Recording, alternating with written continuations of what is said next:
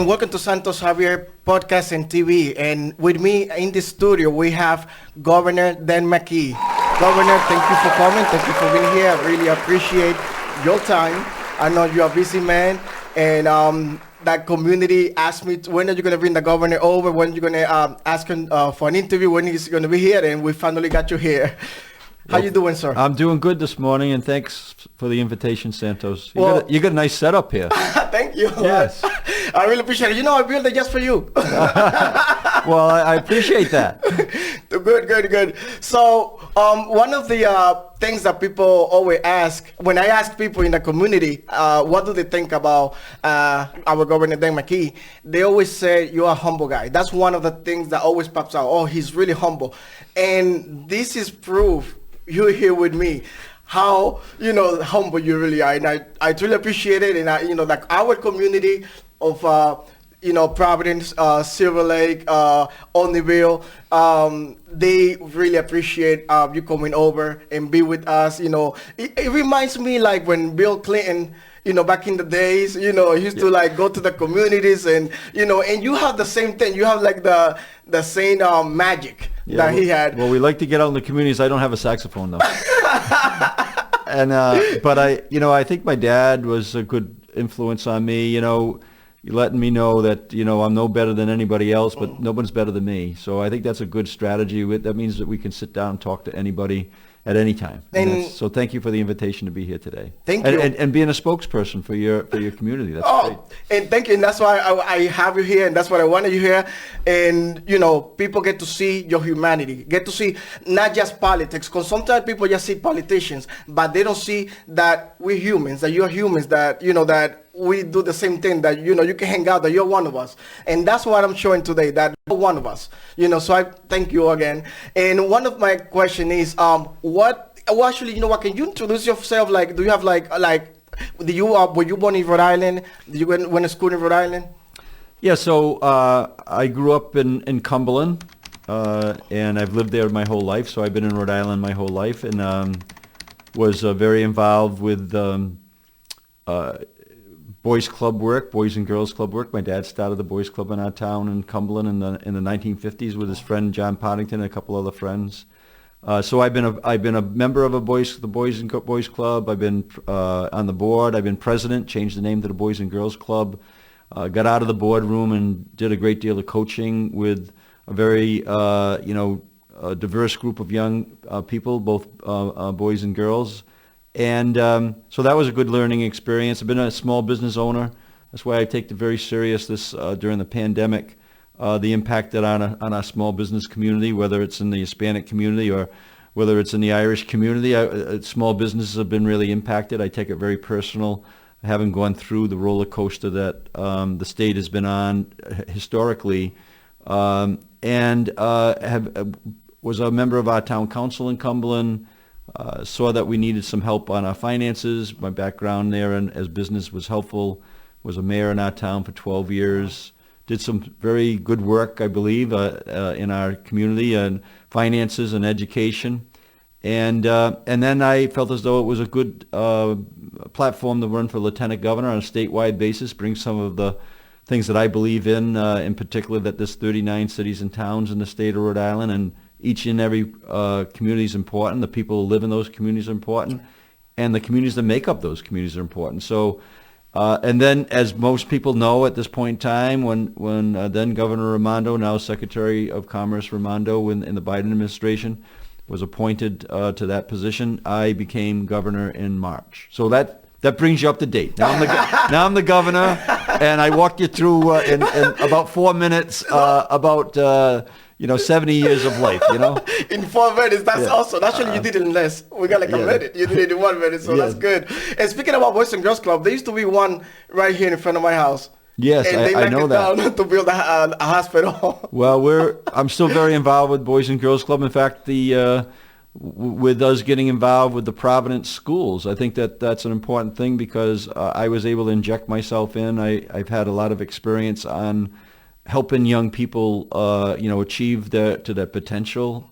So we're going to be opening up learning centers out of my office in Providence to help all our students that live in Providence The first one that we'll launch it will be at a Boys and Girls Club in Wanscott. We're going to launch a learning center there, similar to what I did as a mayor when I opened up a learning center out of my office as a mayor to help the boys and girls that live in Cumberland with reading and math and science and leadership and art and music. We're going to do the same thing in Providence. I'm really excited about working with the families and all the students, the teachers as well, the administrators, with Javier as the superintendent. Javier Montez is going to be a great superintendent for Providence.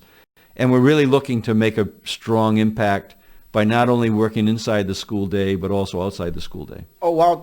And that's a great investment. I think that most community need Boys and Girls Club, so to get, all these kids out of the streets and, back in, because that's what they need, activities. They have nothing to do, so they go outside, and start riding LTVs, ATVs, and all this stuff, but that's what we need to build. We need more education for them, more activity, more stuff for them to do, so they can use that energy and channel to something positive.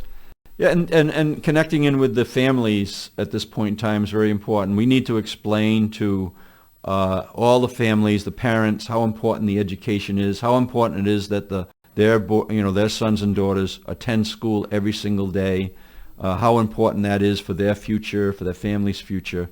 And unfortunately, right now, we are struggling with our academics in the state. Providence is no exception. It is struggling. I think that we have a great opportunity to help these young people learn at levels that reach their potential so that their futures are as promising as they should be relative to being able to, when it's time for them to get a job and time for them to raise a family, that they're going to have a higher earning power. And that's one of the main objectives that I have was when I was a mayor, but now as governor, is to be strategic in the policies that we support that will help raise people's income. Okay. I think that's great. And we love the work that you're doing. And you are I want to say, you're like a real popular right now. You're like the Bill Clinton of Rhode Island. You are in 13th place of popularity as a governor. How do you feel? Like, do you expect that? You knew that was coming? Like, how do you feel about being that popular? Well, I don't think you make decisions based on that. I think you make decisions based on what you believe is in the best interest of the people that live in the state and the communities. I say that make up the communities in the state, and then you take it from there. But I think that I believe that one of the things that we were able to do was when I became governor, Rhode Island was in a place where we were the highest infected state in the country. We were the lowest vaccinated state in the country, but we were able to bring on my network of municipal leaders to the table with their firefighters and their school nurses, and we were able to expand the ability to vaccinate people to a large degree. We built up the capacity to vaccinate in the state to 100,000 in a week. We have 1 million people in our state. Wow. So I think that people understood that leadership was important to them, and now we are we're the highest vaccinated state in the country. Over 95%, almost 96% of the adults have at least one shot in their arm, 18 and over. And that has put us in a spot where we were when we had the highest death rates in the country as well when I became governor, and that's been reversed now. So I think that people appreciated that leadership, that kind of calming type of leadership that worked on that. And the other piece that it resulted as a result of that is over the last several months and last week, we were the number one recovering economy in the entire country. So when you take that combination of being healthy, creating an economy that is outpacing the rest of the country in terms of its recovery, and then finally getting our students in school safely, that builds some confidence, and that's what I think that those efforts have helped people feel comfortable that the leadership in the state is heading us in the right direction. Great. And you were speaking about vaccinations. We are leading in vaccinations. We are one of the states that have the most vaccinated 18 plus, I think it is, 98%, 97. I think, let me see, 98. It says, I think it was 98%. Actually, when I last, it was, you said 95, 96. I think they're about 96% of the 18 and over, at least one shot in the arm. We're well over 85% now fully vaccinated. And on the population, we're a little over 73% of our total population that has been fully vaccinated. That's a national lead. That's a credit to all our communities. I talk to people who are still, some people are hesitating. We ask them not to be hesitating. We ask them to understand, talk to their doctors. It's very safe to get vaccinated. It helps us keep our family safe. And if people choose not to get vaccinated, I disagree with that, but I also tell them, well, thank somebody who did get vaccinated, because that's the reason that you're safe. You're safe. Right. That's why we have a state that's healthy, and we have a economy that's recovering. So if you're not getting vaccinated, thank somebody who did. But think it out, think it through. I think it makes sense. The next two things that we need to be concerned about in that area, though, is that over the last few days we've had a high infection rate. We're a little over 5% now on an infection rate, which is getting into a danger zone that we got to be careful about. So we're really looking at that. So we're recommending to people who are not vaccinated that they do wear a mask when they're out in public, inside. People who are vaccinated, but it's time for them to get the booster shot. So if you're 6 months, 8 months time frame from getting vaccinated, you should be getting your booster shot right now.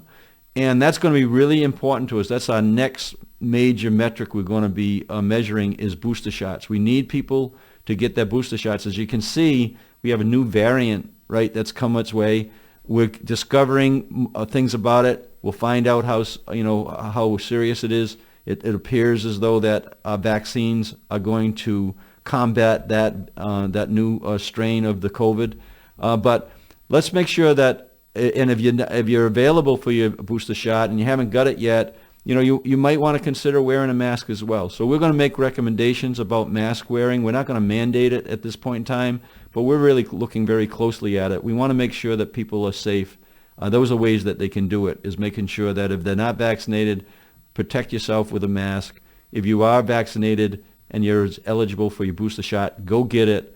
And then if you are in a community that is, on the low side of our vaccination rate, we really encourage everybody to talk to their family members, their friends, and there's many opportunities. Go to vaccinateri.org, and you can find out where you can get vaccinated, where you can get your booster shot. And that leads right into my question. How do you think that would affect 2022 winter, this winter coming with the new Omicron, Yeah, so we don't know yet. So that's what I think it's important. And you asked earlier, why do you think people have a confidence in the leadership that's coming out of our office? I think that we don't want to be knee-jerk reaction on anything, but we want to be very cautious. So 2022, coming into the winter, we know people will come inside. And so when people come inside, then the infection can kind of spread, and we got to be concerned about that. Keeping a focus on our hospitalization rates and on our death rates is really important, because that's an indicator that we might have to take measures that that to combat that. Like I said, during the Delta, we were able to be one of virtually in the bottom 5 in terms of death rates in the country. Most weeks we were the least death rate in the entire country. Hospitalization rates were the same. Our infection rates were some of the lowest. But we got to keep an eye on the fact that there is an infection rate that is rising right now, and it could impact our health. So we got to be very cautious about it. Good. And with that popularity that we talked earlier in the beginning, are you going to use that momentum and considering running for re-election? So my plan is to run. I'm not announcing publicly right now because I think that it's important that I do the work that I'm doing. And we've kind of repeated that, but the health issues, making sure we're focusing on the health issues, maintaining our national lead in vaccinations and in the economy, like I said, and making sure we're getting back to schools. I mentioned about Providence schools, a great deal of work there. We've assigned people in our office to every school in Providence, along with our Lieutenant Governor Matos. to every school in province, along with Tomasa Villa, who is now working our diversity office to make sure that that level playing fields are there for our business community when state work is contracted out. So so those things are really important for us to focus on. So right now I'm going to do the work of the people. When it's time to announce publicly, then I'll start doing the campaigning. And I'll be back. I'll be back during that time frame because we're going to have to do a lot of work when that starts. Have to come back. Yeah. And how do you envision the state of Rhode Island? What do you see the future of the state of Rhode Island? What is heading? Yeah, so I really am very optimistic. Many factors, and we just addressed those with low infection rates, high vaccination rates, leading the country in the economy.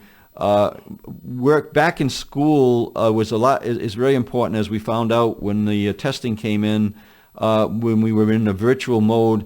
The virtual mode is not as good as in person with teachers face to face.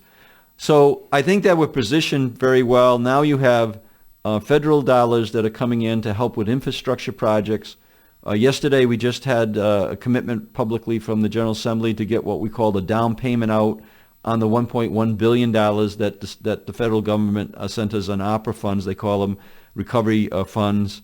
Those dollars are going up about $119 million is going to start to flow in to help our small businesses, help with housing, help with childcare as being the first things that we're focusing on. But the real future thinking is this report that we're doing. It's called RI 2030. And I would encourage everybody that's listening to go to ri2030.com. And you see this vision that we've been developing over the last 6 months with people in the state of Rhode Island about what Rhode Island would look like by 2030. Okay. And so there's housing issues in there, there's economic issues, small business issues, things that have to do with clean energy, health care issues, and so I would encourage people to go there because they get a chance. What I did was, instead of having like a super committee working in the dock in my office, we opened it up. The committee that's going to really have a say on what Rhode Island is going to look like in 2030 is the entire people in the state of Rhode Island. So we've had 15 different virtual meetings on that. Several hundred people have already engaged. Now we've just completed our 7th public meeting on this draft, which is about a 50-page draft document that's going to become a first edition by the time I do my State of the State address in January. And then that'll be a working document during this decade that will always be adjusting based on what's happening in the state. So I think the vision for Rhode Island, to me, is people who are, everybody, all 39 cities and towns, all the communities that make up those communities have good opportunities. They've reached their potential on their earning power. They're healthy.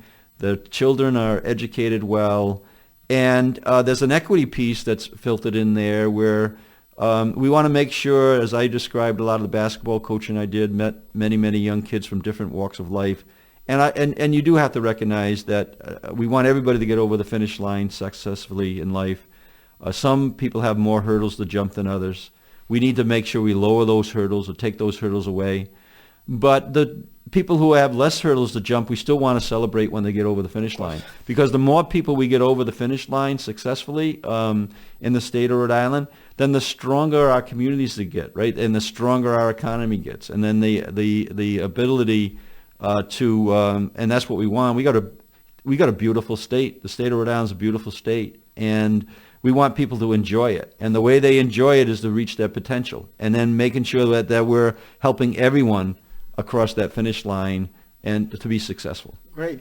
We're going to have a link about Rhode Island 2030, you said, right? Yes, ri2030.com, yes. Okay, good. We'll have a link about that. Yes. And you was a mayor.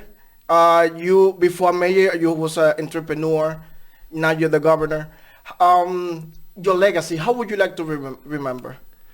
Well, I think that as I ask everybody that I work with, I just we want to do our best. So I would like to have people realize that every day I'm doing my best, and and understanding that to do your best, and I say this to young kids that I work with or I coach, it's hard work. So I guess that's probably that I did my best to in the position I am to make lives better for the people that I'm serving, and I worked hard. It's hard work. It's hard work. Doing your best is hard work, and I always tell young people who maybe don't understand that yet about doing their best every day, but it is hard work, and the only person that knows whether you did your best is you. Mm-hmm. I mean, yeah, you're right, 100%. I like the quote. I'm gonna steal it. Steal it. Okay. Do your best every day. Do your best every day. All right, and it's hard work. I love that. Hard work. That sounds like a book. It could be. I've had people say I should have a movie out on me at some point in time. I tell you, the things that we did on education, we can transfer that into Providence. The schools that I helped start and started in public schools are very diverse, intentionally. They got a high degree of, at this point, free and reduced lunch families. We want to reverse that.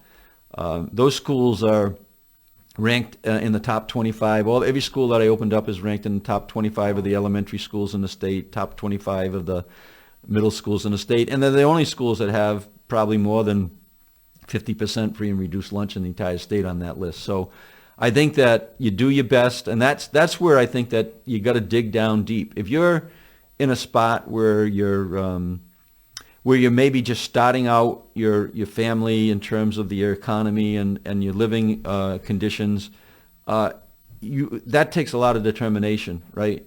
And that initial effort to do your best and work hard is not always easy, and that's why you need people who are willing to lend that helping hand, right? And that's important to do. That's great. Yeah. And I'm going to give you the last word. Is there anything that we missed, something that our viewers don't know yet about you, something that we left out? Is there something that you want to add, something that you want to surprise us with, or,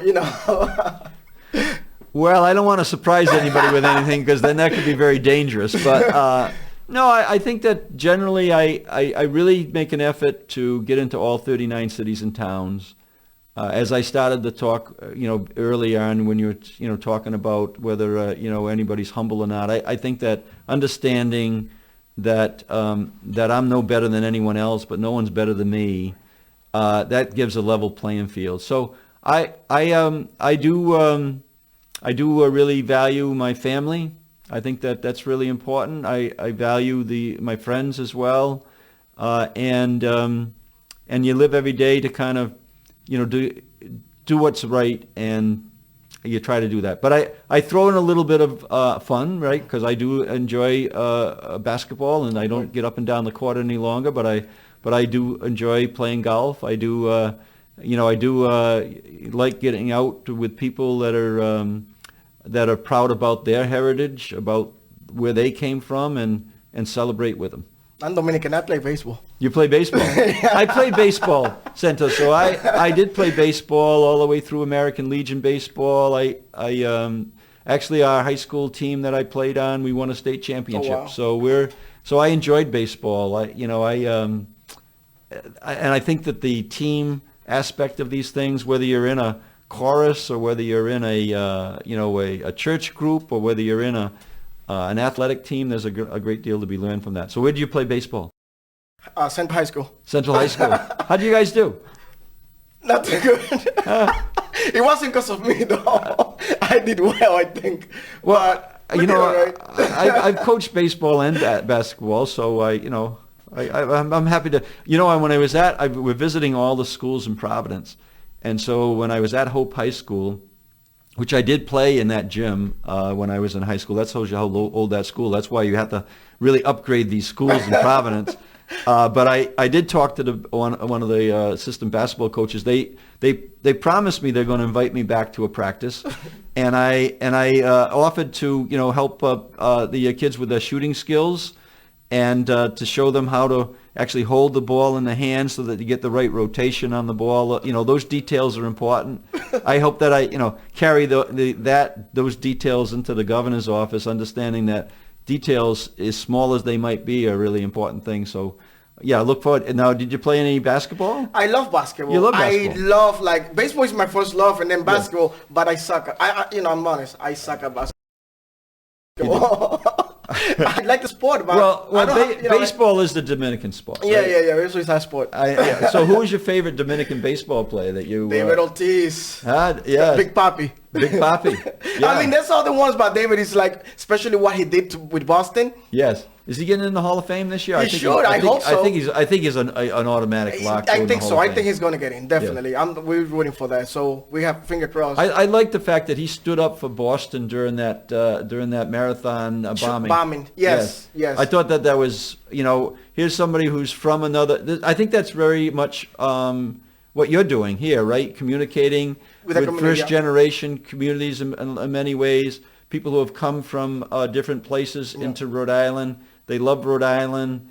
They stick up for Rhode Island, but they also have, pride in their home country as well, right? So that was Papi. Big Papi was standing up for Boston and the community that he, was part of in the Boston community. But it's still time he has pride in his Dominican heritage. We have pride. Listen, we all felt what happened in Boston. We all felt the pain. Yep. And it was like it happened to us. And the way he did is represent of how we felt. Because that's exactly how we felt. Every single thing that he said with the F-bomb and everything. Yes. That's how we felt. Yes. Because we are Rhode Islanders. But, we come from Dominican, but we are here. But that's the connection that I think that we can make in the state because we all have pride in our heritage. My dad, on St. Patrick's Day, when he was living, that was a big day for him, right? But if you asked him about, when he served our country in World War II, he had his loyalty was to his country and to his community. We share that throughout all our different nationalities that are represented in Rhode Island. I think that that's one of the learning lessons that you just spoke of, that we need to communicate throughout Rhode Island, that, as I said, we can help pull each other over that finish line successfully, regardless of where their families may have been born or where their heritage is, So we can do that in Rhode Island. That's a kind of a Rhode Island pride thing. Yeah, right? The thing is, never forget where you come from.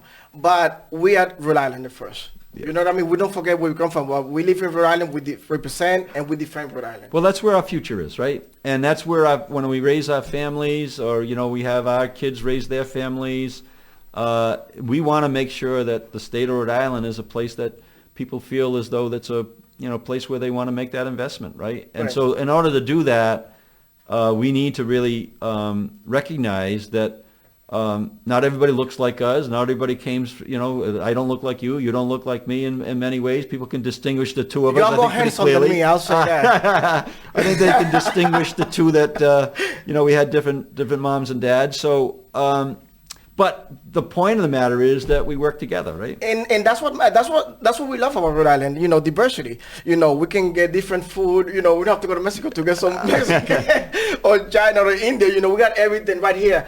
And I have traveled all around the world, all around the globe. And let me tell you, we have everything. We have everything here. Yep. It's just a matter of making sure that we're supporting one another. Exactly, that's it. So, Mr. Dan Mckee, our governor, our own, I want to thank you for your time, for your leadership, and for being with us in a small community. And once again, Santos Javier Podcast and TV, to our viewers, thank you, and we'll see you next time. Thank you, our Governor Mckee. Thank you, Santos.